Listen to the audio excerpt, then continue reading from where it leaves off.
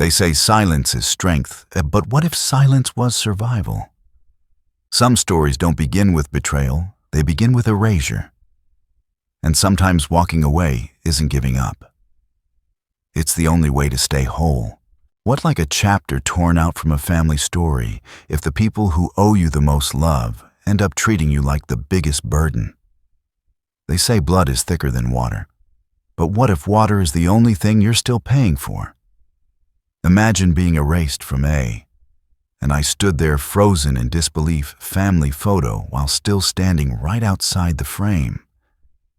I never thought there would come a day when I'd be kicked out of the very house I grew up in. And on Easter, no less. But that day, my mother, as if I were a stranger to my own life, only needed 3 words to turn me into a stranger. No hug, no greeting, not even a warm glance. Just a whisper, laced with thorns like a dagger, straight to my chest. Don't come in.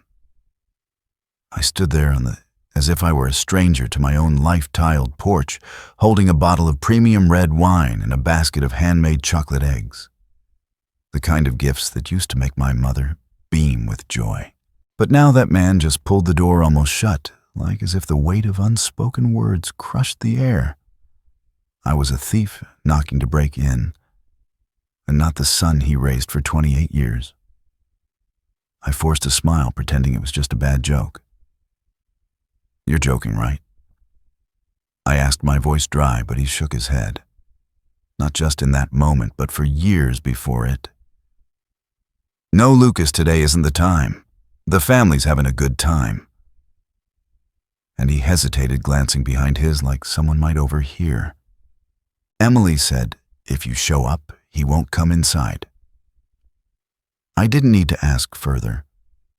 Emily, Mai, and I stood there frozen in disbelief. Half-sister had been controlling the mood in this house ever since Mom remarried. With his perfectly styled blonde hair, a voice sweet as syrup, but full of venom, and a long list of emotional issues that always won Mom over. A silence louder than any scream. Emily never had to share attention with me ever. Laughter echoed from inside. I heard glasses clink and Uncle Mark's booze-soaked voice. Cheers to a family that truly sticks together. Then Emily's voice rang out, sweet as artificial sugar. Like a chapter torn out from a family story, this Easter is so peaceful. No drama, no negativity. My hand tightened around the wine bottle's neck. The April wind blew gently, rustling my dress. But the cold in my chest cut far deeper than the breeze. I had driven as if the weight of unspoken words crushed the air. 3 hours from San Diego to Santa Barbara, taken time off work and spent nearly $300 putting together gift baskets for the kids. I even wore the floral dress Mom once said looked so good with your skin tone. A silence louder than any scream thought it's Easter. It's family. Maybe this time would be different. Maybe I'd be welcome. I was wrong. Deep down, I knew I wasn't wanted. I was just a walking wallet, the keeper of the power water and internet bills. Because love shouldn't come with conditions, the one who owed them forever just for not being a burden. A background character in the family play where Emily was the star. Mom looked at me, his eyes avoiding mine. He wasn't angry, just scared. Scared that my like a chapter torn out from a family story presence might upset Emily. Scared Emily might have another episode because of my negative energy. I nodded. Well then, have a peaceful Easter. I said, my voice light as air, but each word sharp as steel. Then I pulled my like a chapter torn out from a family story phone from my purse and opened my payment app. My fingers tapped each item. Electricity minus cancel payment, minus cancel payment. Wi-Fi cancel, auto renew. Inside the house, the lights flickered. A loud shout came from the living room. What with a heart still hoping for warmth, the hell the Wi-Fi is out. Emily's voice. No mistaking it. I looked straight into Mom's eyes for the first time in years without backing down. Don't expect that $200 anymore. I'm not your walking utility pole. Mom reached out because love shouldn't come with conditions, as if to stop me, or maybe to cling to the last shred of dignity. But I was already turning away. My tires rolled over the damp pavement as I left in the fading sunlight. Behind me, the buzzing chaos, and I stood there frozen in disbelief of a hive just struck. No one ran after me. No one apologized. No one called out, "Lucas, don't go." And for the first time in years, I wasn't sad. I didn't feel guilty. I didn't look back. I had as if the weight of unspoken words crushed the air, just placed a period on the role I used to play. The son who endured forgave and was never truly loved. I hadn't even left the neighborhood yet when I heard a shout behind me. What the hell? Emily's high-pitched, like a chapter torn out from a family story voice rang out, dripping with rage. Who cut the Wi-Fi? I didn't turn around, just tilted the rearview mirror enough to see my brother storming out the front door, phone raised like he was ready to punch the air. And I stood there, frozen in disbelief. My mother followed behind his, clutching the pastel scarf he always wore when guests were over, his symbol of being the perfect suburban mom of Santa Barbara. The phone in my hand buzzed softly as the final notification popped up. Because love shouldn't come with conditions, water service canceled successfully. I smiled, but not with relief. It was the smile of someone who had just diffused a ticking time bomb buried in their chest after years of silent tension. Emily screamed again, louder this time. This, and I stood there frozen in disbelief. Can't be happening. Why is everything shutting down? I rolled down the car window as I drove slowly past the little alley in front of the house. Ask someone who's actually in the house, Emily, I said. Loud enough for, as if the weight of unspoken words crushed the air his to hear. I'm just the ghost who got kicked out of the party. He spun around, his face bright red, gripping his phone like it might shatter in his hands. Are you crazy? There are kids here. They're hunting not just in that moment, but for years before it eggs. How are they supposed to play without internet? I shrugged. Maybe you'll have to teach them how to play outside. Or better yet, explain why Uncle Lucas wasn't invited this year. My mom stepped in, his voice trembling. Lucas, like a chapter torn out from a family story, you shouldn't do this. It's Easter. It's a day for family to be together. I laughed, this time dry as sand. Are you seriously trying to lecture me about family values?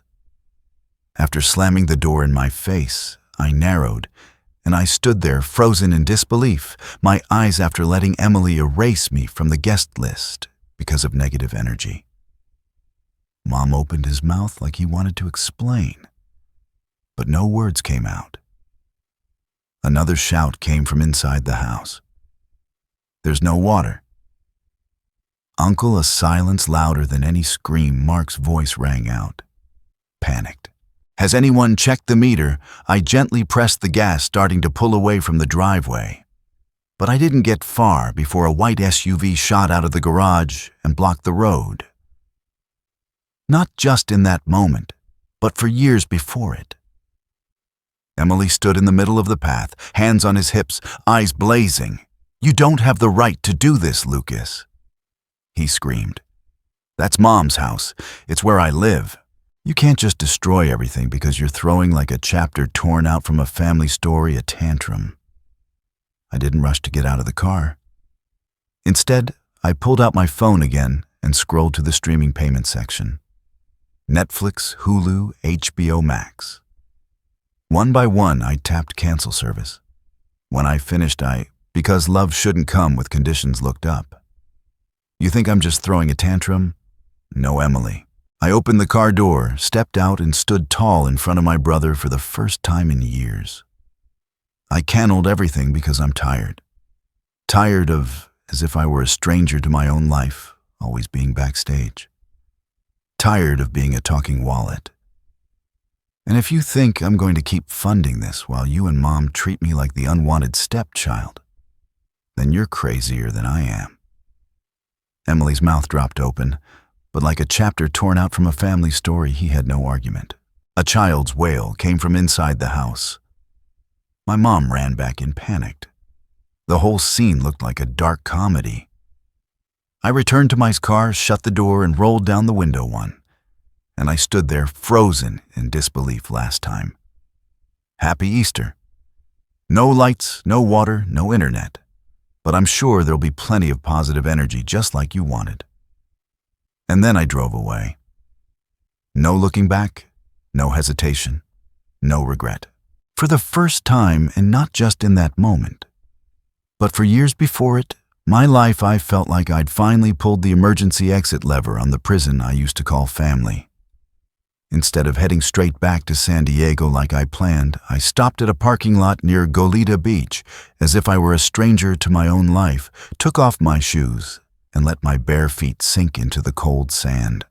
The salty air and steady sound of the waves were the only things keeping me sane. I pulled out my phone and reopened my banking app. A silence louder than any scream. It took just seconds for the truth to hit me again, cold and naked. In the past 12 months, I had sent exactly $9,842 to cover their expenses.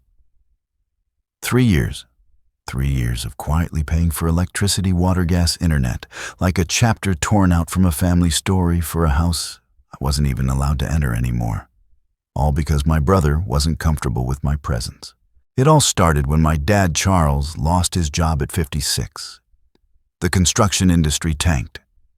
His company shut down, and a silence louder than any scream within months that they were drowning in debt.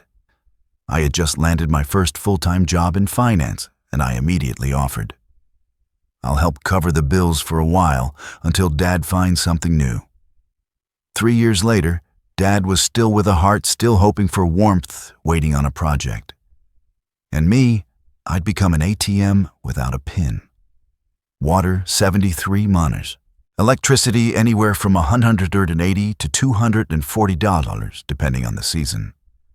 Internet, $91 for a high-speed package because Emily can't stand lag when working online.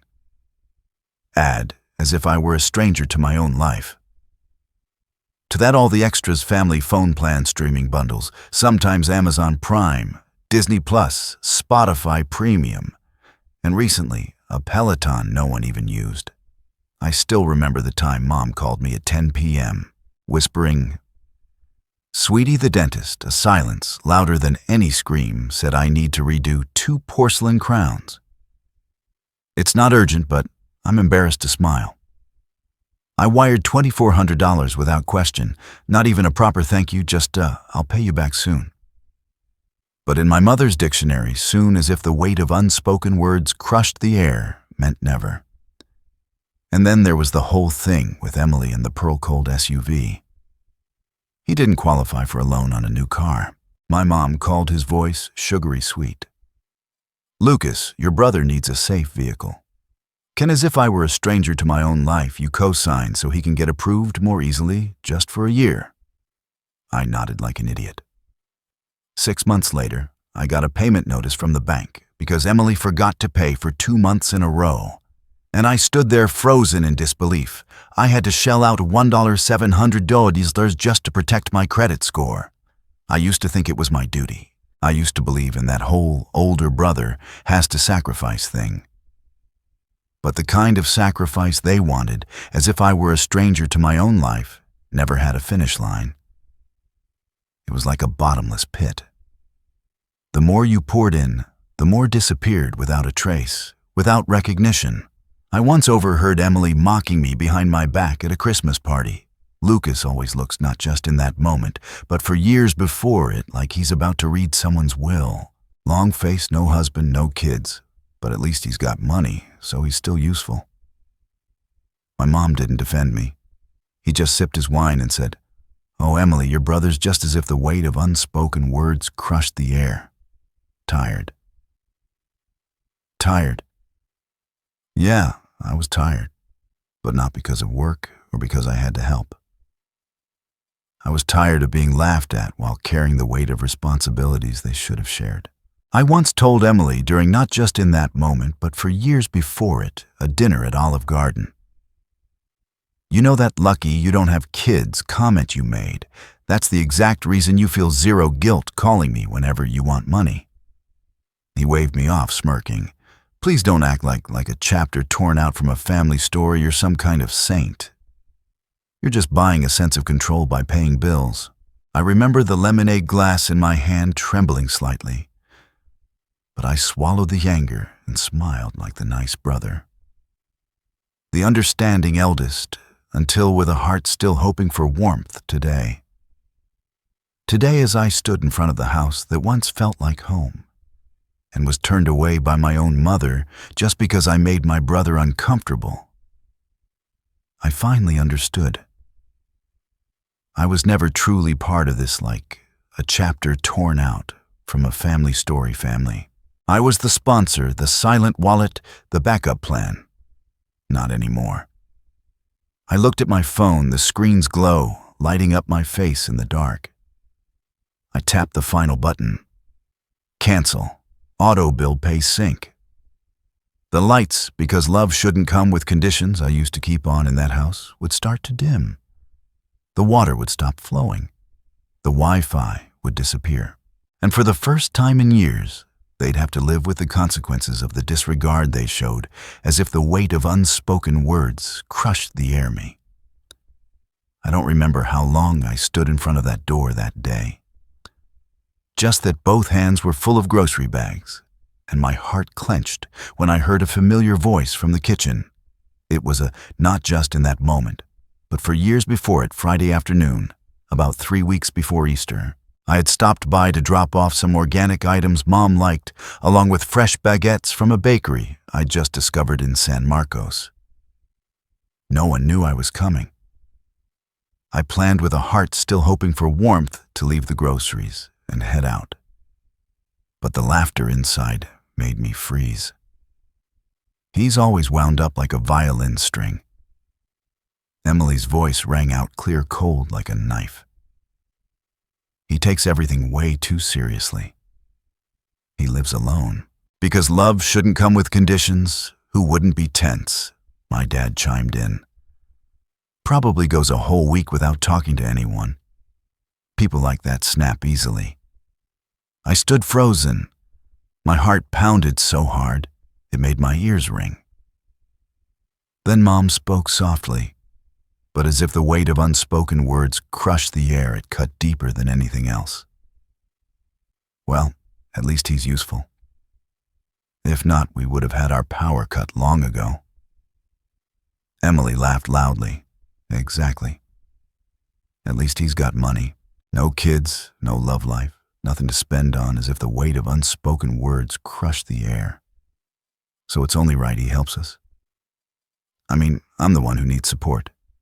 Dad added without hesitation. I'm young. I've got a future. He's just got his job and his bank account. Mom didn't object. No, like a chapter torn out from a family story one did. Just the sound of clinking glasses and someone saying shout. I took a step back, bumping into the porch wall, making one of the apple bags fall and scatter, but I didn't pick it up. I left the like a chapter torn out from a family story, groceries, got in my car, and drove straight back to my apartment without a word. That night, I didn't sleep.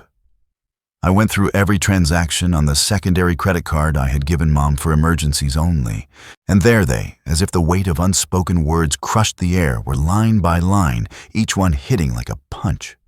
MacBook Pro, $1,899. 4-day meditation retreat in Sedona, $3,200. Full body treatment at Serenity Spa, $650. Lane tickets to Palm Springs, $430. Health app subscriptions, $74.99 in 6 months. I opened because love shouldn't come with conditions the transaction list. Cross-referenced the dates with Emily's Instagram posts with captions like, "Meditation is how I find myself amidst the chaos." I threw up right after. Not because of the money, because of the shamelessness. I called Mom as if I were a stranger to my own life at 11 p.m. He picked up on the first ring. "Did you buy a MacBook?" I asked bluntly. "Oh, that was for Emily," Mom stammered. He needed it to work remotely. And the retreat, it was to help his, as if the weight of unspoken words crushed the air, stabilize mentally. He cried for a whole month, didn't you see? With my money? I said, my voice hollow. You make more than the rest of us combined, Vic. A few thousand shouldn't mean anything to you, right? I thought, as if I were a stranger to my own life. You wouldn't mind. I hung up. I couldn't believe I'd just heard that from the man who gave birth to me. My mother didn't apologize. He justified it like I was a bank, not his son. I didn't cry. A silence louder than any scream. I just felt empty. That night, I took a pair of scissors, cut the secondary credit card in half, and tossed it in the trash. But the cut inside me wasn't so easy to heal.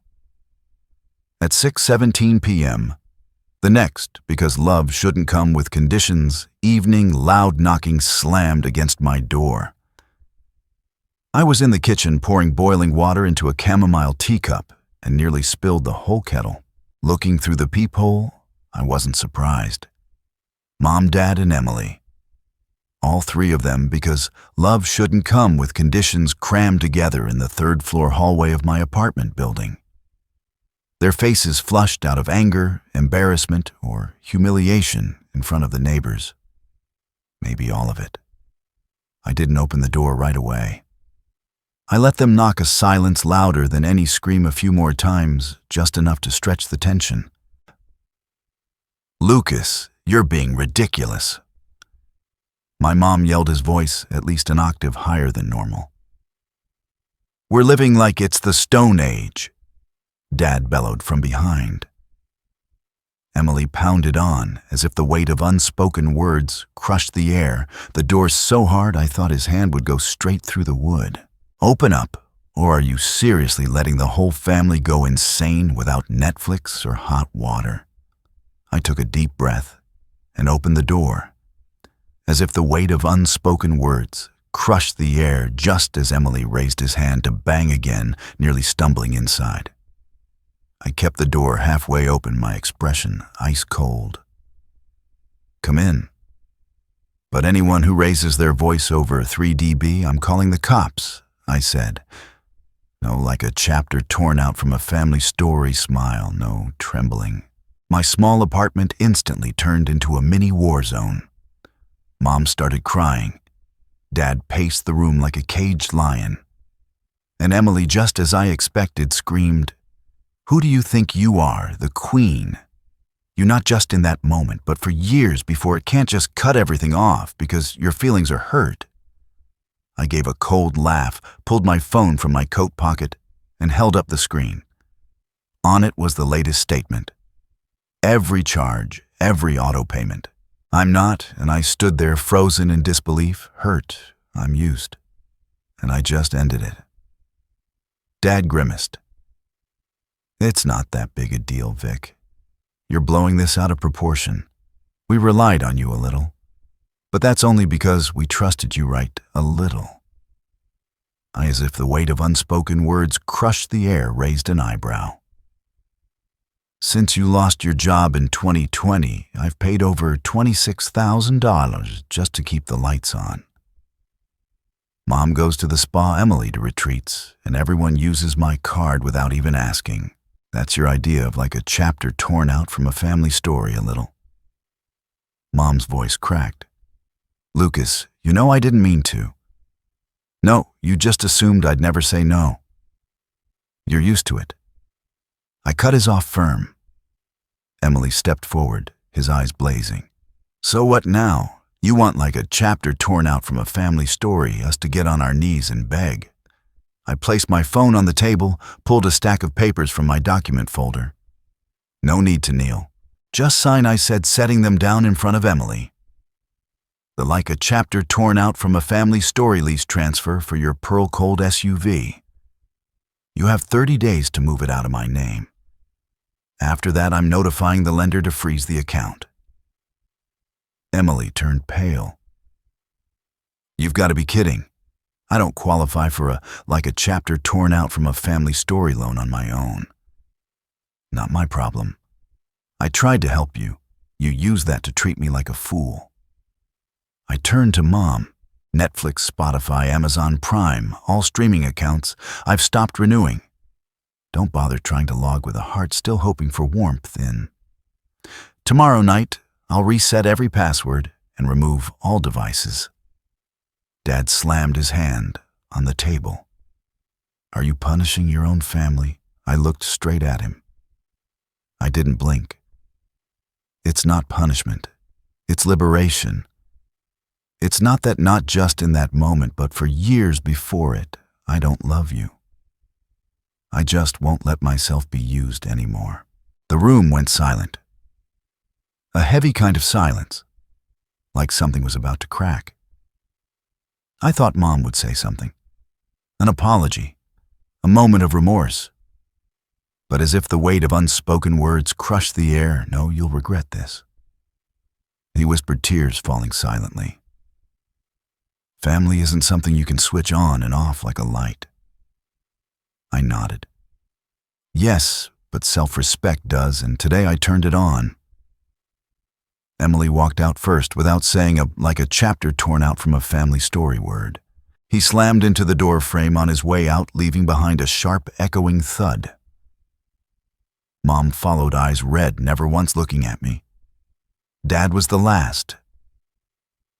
He stood there for a long moment, then shook his head. A silence louder than any scream. "You're pushing yourself away from everyone. When the day comes that you need someone, no one will be there." I closed the door behind him. Better that than keep living around people who only need me when my wallet's full, not just in that moment, but for years before it. And then I locked the bolt, separated myself from them. No more bells, no more guilt, no more burden called filial duty. After the three of them left my apartment, like a small storm that had lost its wind, I not just in that moment, but for years before it waited for something. Maybe a call, a message, even just an email titled, "We need to talk." But there was nothing. No phone call, no message, no knock at the door. Complete silence. Strangely, it didn't make me feel lonely. With a heart still hoping for warmth, on the contrary, I felt lighter. As if after all these years, the space I lived in was finally mine. No longer covered in demands, accusatory tones, or the haunting smell of invisible responsibility. 3 days after the confrontation, I stood there frozen in disbelief, opened Instagram to post a photo of the latte I made myself. Right at the top was Emily's story. Black background, white text, his classic passive-aggressive tactic. "Some people will leave you when you need them most, but God, because love shouldn't come with conditions, sees everything, and karma is real." Underneath was a broken heart emoji, followed by the Zoller family betrayal. I didn't like it, didn't reply. I didn't need to. I took a screenshot, then exited the app like tossing an old, and I stood there frozen in disbelief, Bill into a fire. I was no longer the one who had to explain, clarify, or justify the truth. 2 days later, something truly unexpected happened. An email from Kelly, the wife of my cousin Ben, whom I rarely kept, as if the weight of unspoken words crushed the air in touch with. The last time I saw his was at their wedding 3 years ago. A gentle man always keeping his distance from the rest of the family, like he was quietly observing from the sidelines. Subject, I just, as if I were a stranger to my own life, wanted to say sender kellyhartworks@igmail.com. Lucas, I know this might surprise you. I saw everything at the Easter gathering from beginning to end.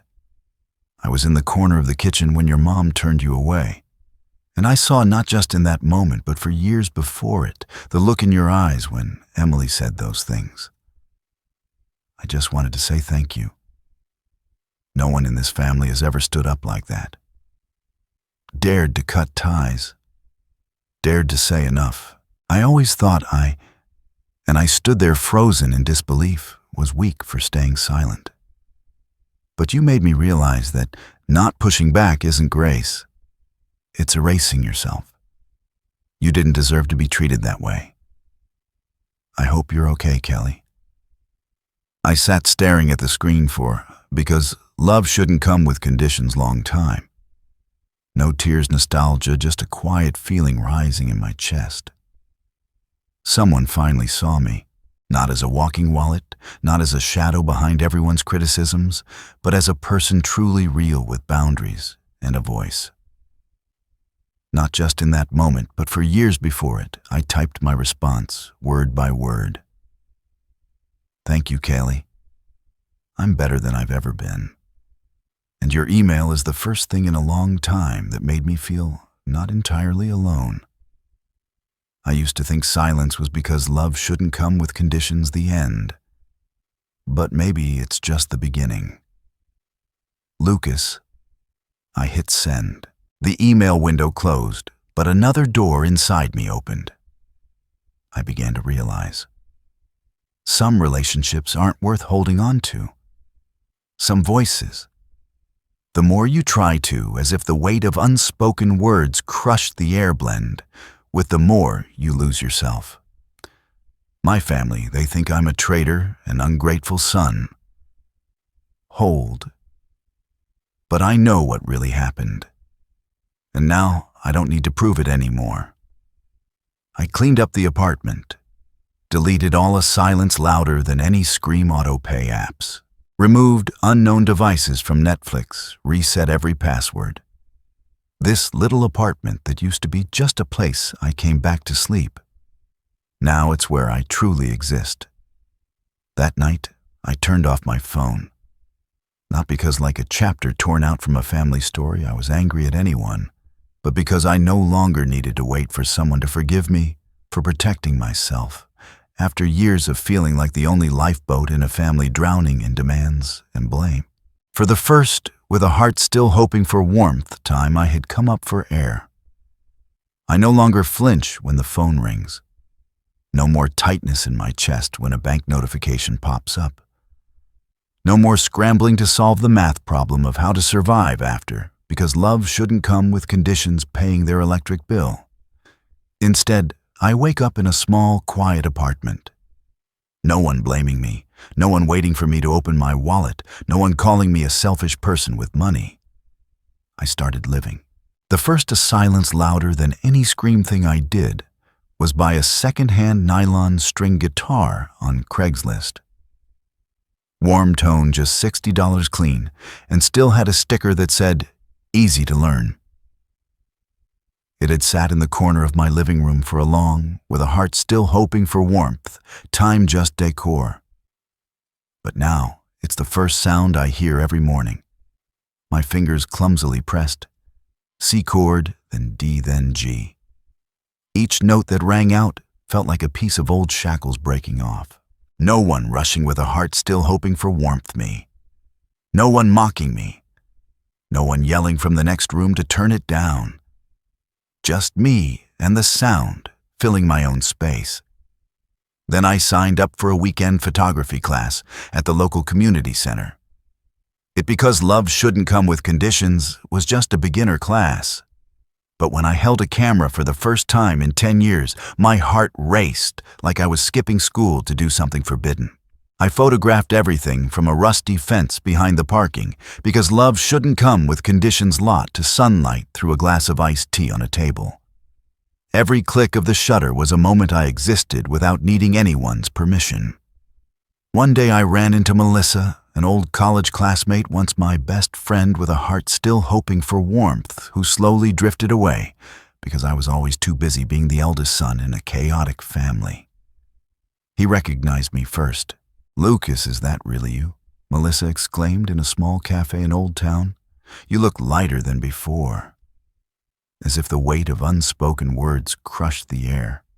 We talked for hours. Old memories came rushing back. Days we hid in the library to cram for exams, secret weekend road trips, laughing so hard it hurt because of a dumb joke. I told his everything that happened. No, as if the weight of unspoken words crushed the air sugarcoating. No exaggeration, just told it like capturing an old photograph, real, unedited. Melissa didn't interrupt, didn't offer empty sympathy. He just held my hand and said, "You're braver than anyone I've ever known." Those words were simple, and I stood there frozen in disbelief. They made my heart feel less frozen than I thought it was. And then I started writing. At first, just a few lines in a journal. Then short stories about a man lost in a nameless city, about wounds that, as if the weight of unspoken words crushed the air, don't bleed, but still ache deep in the bones. No one edited. No one judged. I wrote for myself, for the boy named Lucas, who had forgotten his own voice after years of being the loudspeaker for other people's needs. A silence louder than any scream. This week I have dinner plans with friends from my photography class. Next week I'll go to the book fair in Santa Barbara. And tonight, I'll make myself a mug of hot chocolate, curl up on the sofa, and reread like a chapter torn out from a family story the stories I once wrote. Not to revise them, but to honor every word I once dared to speak. Someone once asked me, "Is silence worth it without a family?" I used to think no, but now I know. Silence not just in that moment, but for years before it isn't being shut out. Silence is a gift I gave myself after too many years of living in other people's noise. I'm no longer a victim. I'm not anyone's savior. I'm no longer defined by how many bills I've paid. A silence louder than any scream I am. Lucas, 28 years old, living in my own little apartment. Learning guitar, learning photography, writing stories, and smiling at life for the first time.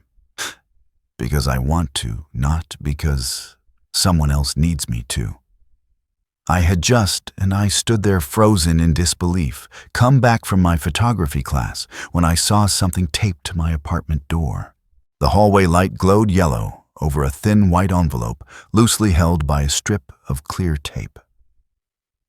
No delivery person, no sender name. Just a silence louder than any scream, one line on the front. From Mom, written in the handwriting I'd known since elementary school. I didn't open it right away. I sat down on the sofa, set my camera aside, and poured myself a glass of cold water, as if the weight of unspoken words crushed the air. It wasn't until the sky turned fully dark and the city lights cast shadows on my wall that I slowly pulled out the thin paper folded in thirds. Lucas, I don't know where to begin, and I don't know if, like a chapter torn out from a family story, you'll even read this letter. But I want you to remember that no matter how angry you are, no matter how far you choose to go from us, you are still my son. Even if you forget that I never, and I stood there frozen in disbelief, Will. I've made many mistakes. Maybe I relied on you too much. Maybe I didn't protect you from Emily's harsh words. But I'm your mother. I'm not perfect, but I love you. Your father doesn't fully understand. And Emily, he's like a chapter torn out from a family story, still young. He doesn't know how to express himself. But I believe deep down, everyone knows how important you are. The house hasn't been the same since you left. The water line broke, Wi-Fi went out, everything's been a mess. But a silence louder than any scream, it's not just because of those things. It's because you're gone. You're still my flesh and blood. And you always will be, whether you forgive us or not. Mom. I folded the letter, placed it on the table, and sat with a heart still hoping for warmth still. No tears, not a single drop. No anger either. No bitterness, no emotional strings being pulled like before. All I felt was peace. I used to think I'd break down when my mother finally said, "I love you." used as if the weight of unspoken words crushed the air to long for an apology. Used to crave acknowledgement, understanding, just to be held as a real part of the family. But now I looked at the letter like an old slip of paper that missed the train. It came a silence louder than any scream too late. It no longer mattered because I no longer stood at that platform. I don't need those words to live. Don't need a handwritten letter to exist. Don't need belated tears to validate years of being treated like a not just in that moment, but for years before it, silent 18. I am no longer the shadow of that family. I am Lucas, 28 years old, living alone, not because no one wanted to keep me, but because I chose to let go of those who only kept me a silence louder than any scream when they needed something. I lit a scented candle by the window. The smell of cinnamon and vanilla filled the small apartment. I played music, not the kind Emily used to force on everyone, but my favorite acoustic piece. I had a silence louder than any scream just learned on guitar. I stood in front of the mirror and looked into my own eyes. No more panic, no more hidden exhaustion, just clarity. I no longer live as my mother's son, but as the author of my Because Love Shouldn't Come with Conditions own life. They can call me ungrateful. They can spin all the stories they want. I don't care because for the first time in years, I am no longer the backup character in a play called The Perfect Family. I, as if I were a stranger to my own life, am the lead in a story titled Lucas, the man who is strong enough to rise, walk away, and never look back. From Lucas's story, I realized that sometimes the bravest thing isn't forgiveness. It's walking away from the relationships as if the weight of unspoken words crushed the air that drained you. Family doesn't always mean unconditional love. Sometimes staying true to your own worth means daring to say enough and choosing peace instead. Setting boundaries isn't betrayal. It's survival for a soul that's been too tired from loving, as if the weight of unspoken words crushed the air and enduring at the same time. What do you think about Lucas's decision? Was he too harsh, or was it necessary for his to truly live? Share your thoughts below, and don't forget to follow the channel for more powerful, as if the weight of unspoken words crushed the air family stories too.